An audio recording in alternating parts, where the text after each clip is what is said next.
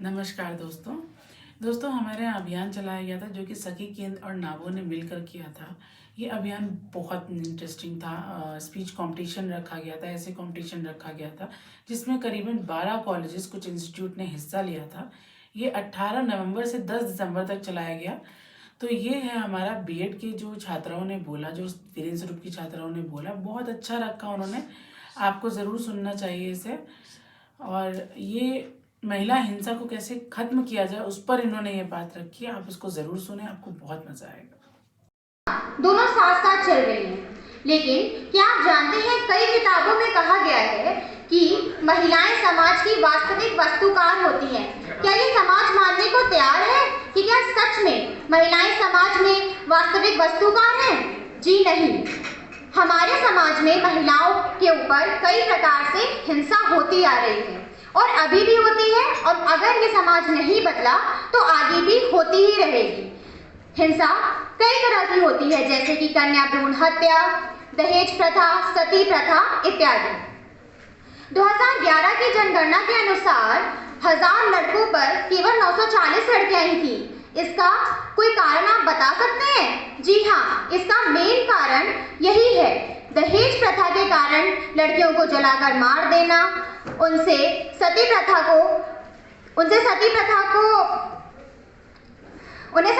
को मानने पे मजबूर करना इत्यादि। महिलाओं के लिए मैं एक लाइन बोलना चाहूंगी।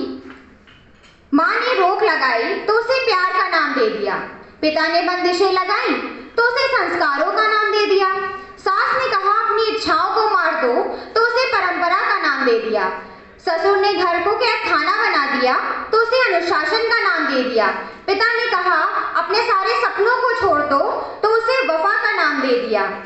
ठग सी जिंदगी में बेचारी महिला ने इन सारी पाबंदियों को किस्मत का नाम दे दिया।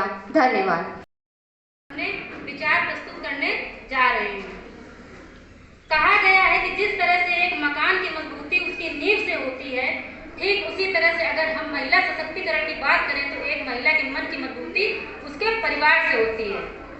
मन की मजबूती से मेरा तात्पर्य यह है कि एक महिला जब दृढ़ संकल्पों से भरी होती है तो वह बड़ी से बड़ी चुनौतियों का सामना कर सकती है, वह कभी किसी मानसिक हिंसा का शिकार नहीं हो सकती है। अब इसका समाधान क्या है? समाधान हम बताते हैं। समाधान यह है कि परिवार के लोगों को एक लड़की और लड़के में भेदभाव नहीं करना चाहिए, उसे परिवार में बराबरी का दर्जा व सम्मान देना चाहिए, जिससे उसका मानसिक मनोबल बढ़े और वह घर परिवार या समाज में मानसिक हिंसा का शिकार न हो सके। महिला सशक्तिकरण के लिए बेटियों में शारीरिक अक्षम क्षमता का प्रोत्साहन होना भी जरूरी है। उसके लिए क्या करना चाहिए?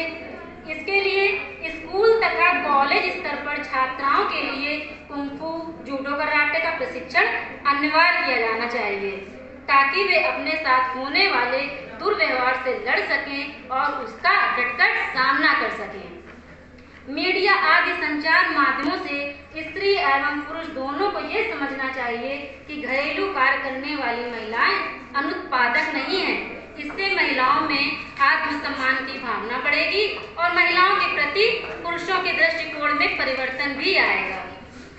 महिलाओं के विरुद्ध अपराधों को रोकने के लिए विशेष इकाई का गठन किया जाना चाहिए, जिससे मामलों में तेजी से सुनवाई संभव हो सके। लेकिन ये सब संभव कैसे होगा? ये सब तब संभव होगा कैसे? शिक्षा के माध्यम से। अब हम शिक्षा के बारे में आपको इसके बारे में बताते हैं। महिलाओं के लिए शिक्षा सुविधाओं को तीव्र विकास किया जाना चाहिए, क्योंकि शिक्षा के माध्यम से ही समाज में जागरूकता पैदा हो सकेगी, जिससे महिलाओं को काफी बेहतर स्थिति में पहुंचाया जा सकता है। इसके लिए संविधान में इसका प्रावधान है। संविधान के अनुच्छेद 44 के अनुसार एक समान सिविल संहिता लाने का प्रयास किया जाना चाहिए। अंत में मैं अपने निष्कर्ष में यह कहना चाहूँगी कि महिलाओं के विरुद्ध हो रहे अपराध को रोकने के लिए हमें अपने विचारों में परिवर्तन लाना होगा। पुरानी विचारधारा को छोड़कर नई विचारधारा को अपनाना होगा, तभी एक अच्छे समाज का निर्माण होगा जो इस प्रकार की हिंसा को रोकने में एक औषधि का कार्य करेगा।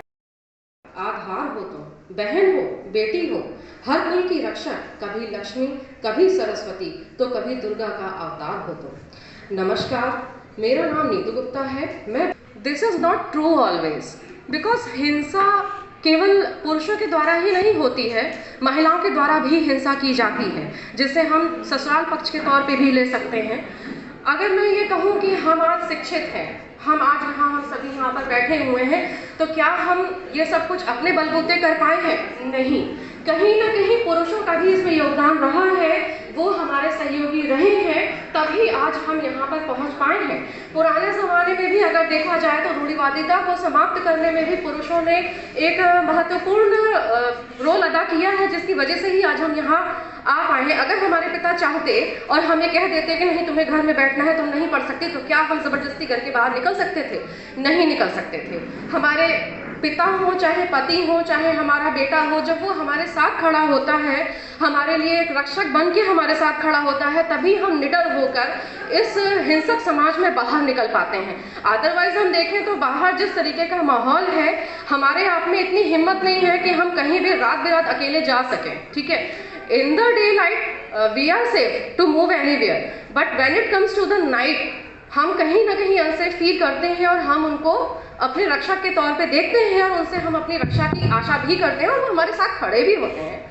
मैं अगर यहाँ ये कहूँ कि हम लोग यहाँ जो हिंसा की बात करने के लिए खड़े हुए हैं, तो पुरुष अगर देखा जाए तो हम उन पुरुषों के लिए बात करने के लिए खड़े हुए हैं कि जो महिलाओं को सम्मान के तौर पे नहीं देखते हैं। अगर मैं ये कहूँ कि वो क्यों नहीं सम्मान के तौर पे देखते हैं, तो उसके लिए तो हम खुद ही जिम्मेदार हैं ना।